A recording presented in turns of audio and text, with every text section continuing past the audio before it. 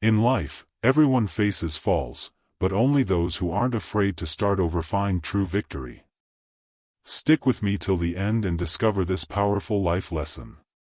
Carson had been addicted to drugs since he was 13.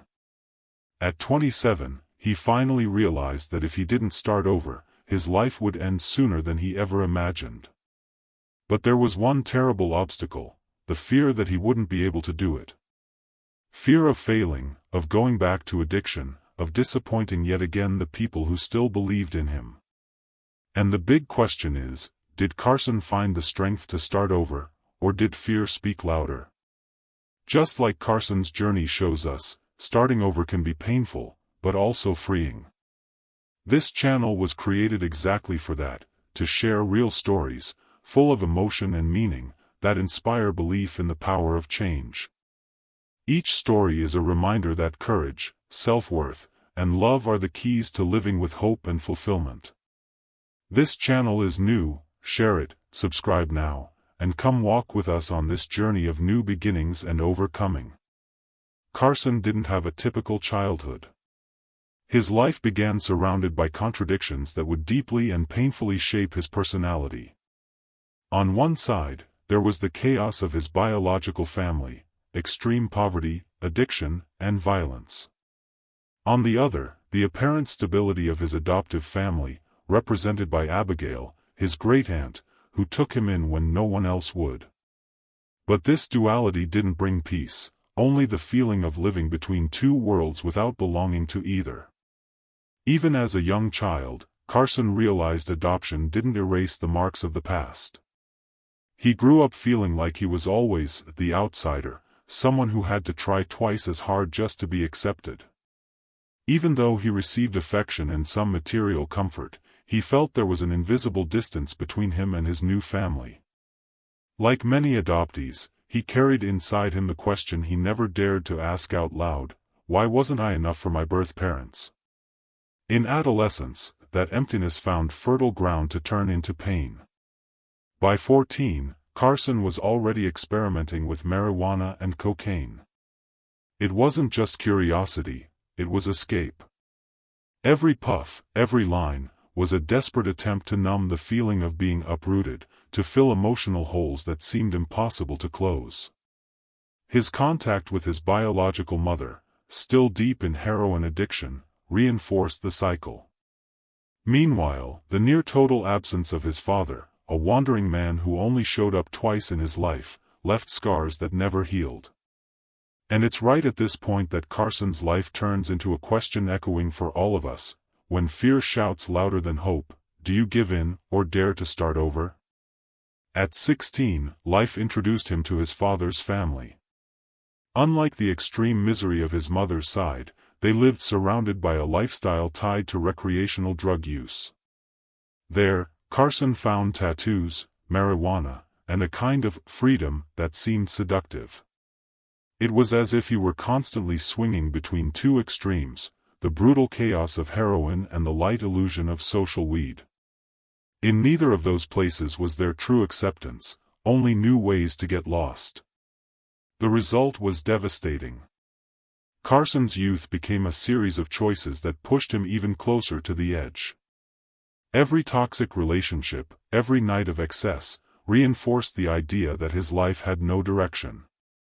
At the same time, his relationship with Abigail, the adoptive mother who did everything she could to save him, wore thin. Fights, yelling, and resentment became routine. In his pain, Carson turned the only person who never gave up on him into a target of bitterness and contempt. This internal conflict grew like a shadow. On one side, regret for not valuing the person who took him in. On the other, the feeling of being trapped in a story that seemed written since birth. He felt condemned to repeat the same mistakes of his biological family. Adoption gave him shelter and food, but it couldn't heal the deepest void, the one of identity. Slowly, Carson began to believe there was no way out. Addiction seemed like his only form of emotional survival.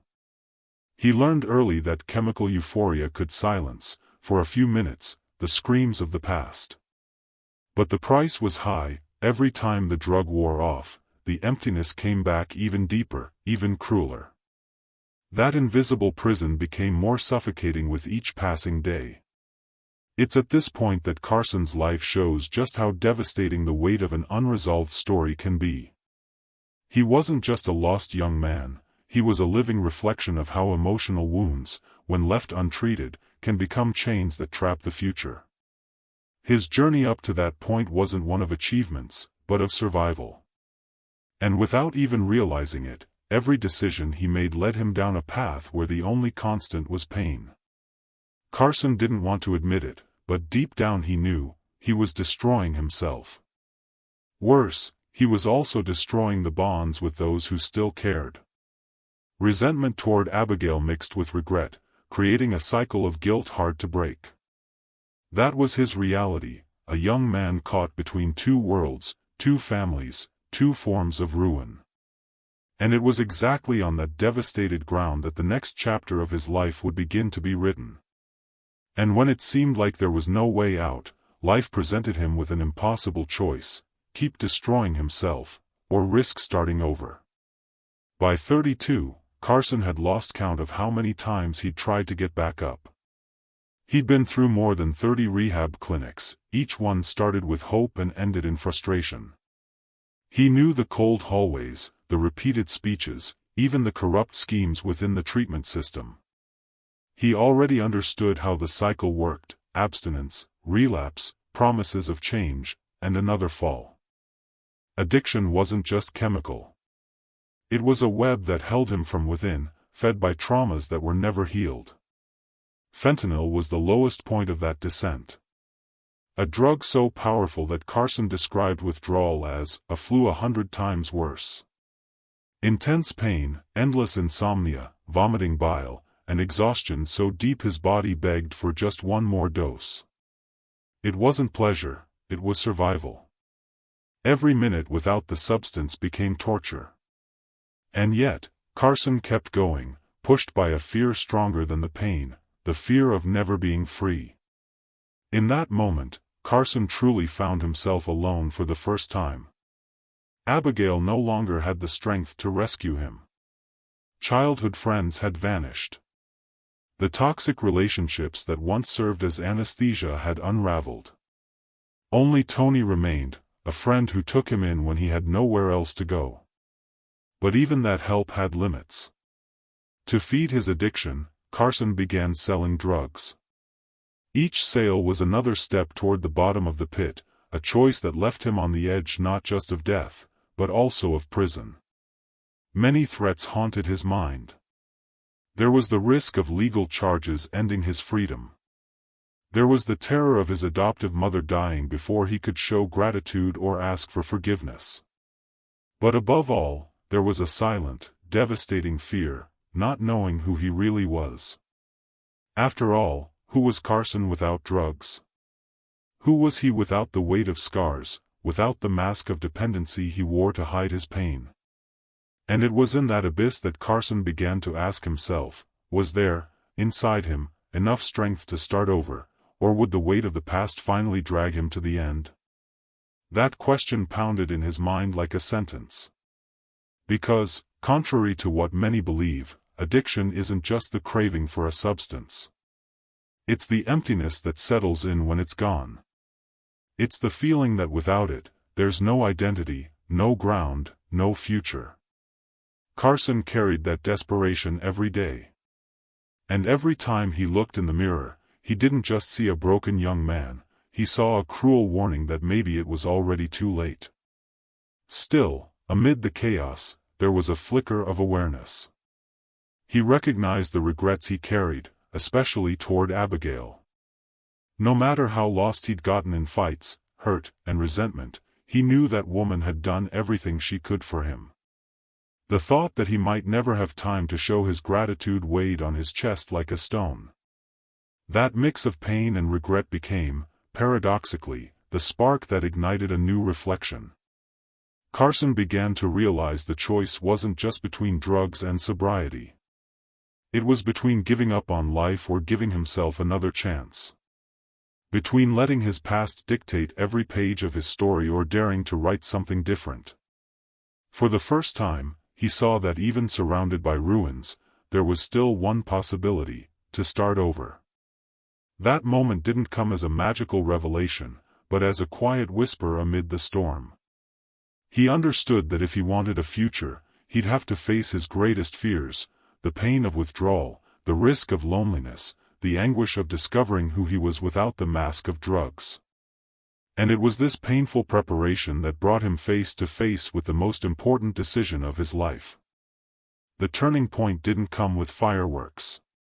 It began on a silent early morning, when Carson, sitting on the floor of Tony's room, realized the next dose wouldn't silence the pain anymore. His body trembled, his stomach burned, his mind begged for relief. Instead of chasing the same cycle, he picked up a notebook. He wrote a simple sentence: "Today I choose to live." And for the first time in years, he cried without hiding his face. He grabbed his phone, opened the archived chat, and recorded a message for Abigail. His voice was shaky, but honest. He asked for forgiveness without excuses, spoke of his fears, promised to truly try. He didn't hear a reply right away. He stood up, opened the drawer, gathered every last bit of drugs, and flushed them down the toilet. His hands shook, his heart pounded like a drum. The flush sounded like a sentence, and at the same time, like a baptism. The storm came. The next hours were a battlefield: chills, vomiting bile, muscle pain that felt like it was tearing through his skin. Tony stayed nearby, bringing water, soup, towels. Carson quietly repeated what he'd written: "Today I choose to live." Between cramps, he remembered the 15-year-old boy who sought anesthesia so he wouldn't feel like a stranger everywhere. Now, the pain wasn't escape, it was passage. On the third day, feverish and exhausted, he received a voice message from Abigail. She didn't promise miracles. She simply said, "If you choose life every day, that's already my pride." Those words pierced his chest like light. Carson understood that starting over didn't require perfection, it required daily choices. That same morning, he made another. He walked to a neighborhood church, where a support group met. He didn't want a stage, he needed real people. And it was there, among tears, pain, and small choices, that Carson began to believe maybe the strength to start over had always been inside him. But the big question still remained: would it be enough to sustain a new life? In that simple room, he heard mirrored stories, he recognized scars under different names. When it was his turn, he said little. He said he was on day one, that he was afraid of discovering who he was without the mask of addiction, that facing the mirror hurt more than withdrawal. Someone gave him back a truth that stuck to his skin: purpose isn't found at the end, it's built along the way. He wrote it down like someone gripping a handrail. The mornings that followed weren't heroic: water, sunlight on his face, 3 crooked push-ups, a long shower, bitter coffee. A modest job interview at a supermarket warehouse. The first, yes, was small, but real: 4 hours a day, 2 boxes to organize, a clipboard to sign. Carson walked out with a cheap badge and a feeling he hadn't experienced in years: usefulness. The following week, he faced the ghost. An old client showed up offering easy money. The temptation throbbed. Carson asked for a moment, went to the bathroom, opened his crumpled notebook, and reread his notes: passions above substances. People above performance. Truth above shortcuts. He breathed slowly, returned, and turned down the offer. The no echoed loudly inside him, and for the first time, it sounded like freedom. That night, he wrote a letter to Abigail. He didn't promise never again. He promised, one day at a time. He told her about the job, the support group, his fear of relapsing, and his courage to ask for help. He ended with a line that changed everything: "If I fall, I'll get back up faster than before. He sent it. Slept without medication. Dreamed simply, a set table, soft laughter, a house with open doors. On Sunday, he returned to the church. He wasn't seeking absolution, he was seeking direction. He sat near the window, looked at the pale sky, and realized that, for the first time, his life was moving to the rhythm of his own heart. He understood that starting over doesn't erase scars, it gives them meaning. And courage isn't the absence of fear, it's the decision to act despite it.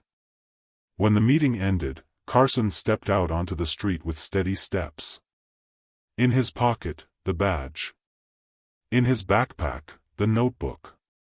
In his chest, a plain, unadorned certainty. Life wasn't waiting for him on the horizon, it was being built right there, on the hot pavement, one step at a time. He had made the choice he'd been missing, to live, and that choice, repeated, was the beginning in motion. To many, Carson might have seemed like just another statistic. A 27-year-old young man who'd lost everything, identity, family, health, and purpose. But the truth is, he refused to accept that the end was final. With every fall, every relapse, life gave him two options: give up or try again. And Carson chose the harder path, the one where he didn't fear starting over. His new beginning didn't happen all at once. It was slow, painful, marked by sleepless nights and days when the urge to quit felt stronger than hope. But it was in this process that he discovered the essence of courage, getting up even when no one believes in you, even when your own mind whispers it's too late. Carson realized that starting over doesn't mean erasing the past, it means giving it meaning. His scars stopped being reminders of failure and became witnesses of resilience. He also learned that starting over is a deeply human act. We all carry wounds, losses, and regrets. Some try to hide them, others let them define them. But Carson chose a different path, turning pain into fuel. By acknowledging his mistakes, asking for forgiveness, facing sobriety without surrendering, he showed that strength doesn't lie in perfection, but in the willingness to begin again. And it was on this path of falls and fresh starts that Carson realized, true strength isn't about never falling, it's about rising. Deep down, Carson discovered that starting over isn't about erasing pain, but transforming scars into proof of courage. This choice echoes as a lesson for anyone. Maybe you, watching now, feel your burden is unbearable. That the mistakes you've made are unforgivable. Or that time has passed and there's no chance left to change. Carson's story is living proof that none of that is true. There's always a new beginning, even if small, even if fragile. What matters is not fearing that first decision. Starting over means accepting that each day can be a new chapter. It's understanding that falling is part of the journey, but rising is what defines who we are. Carson could have sunk for good, could have let pain and addiction write the ending of his story. But instead, he chose to give meaning to his falls.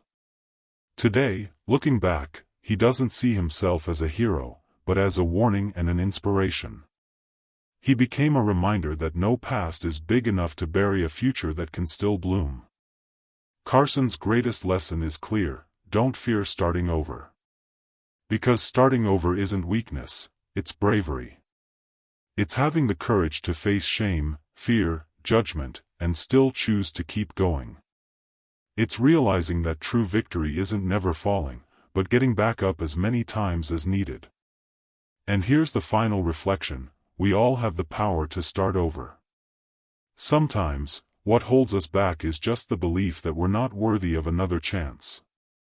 But if Carson, amid the chaos, found the strength to say, "Today I choose to live," what's stopping you from doing the same? Carson's journey reminds us that starting over is possible, even when everything seems lost. This channel is new and was created to share stories like this, intense, full of life lessons, that awaken courage and renew the mind. If this journey touched you, don't keep it to yourself, subscribe, share, and walk with us. Because each new video might ignite in you the same flame of hope and love that guided Carson to rise.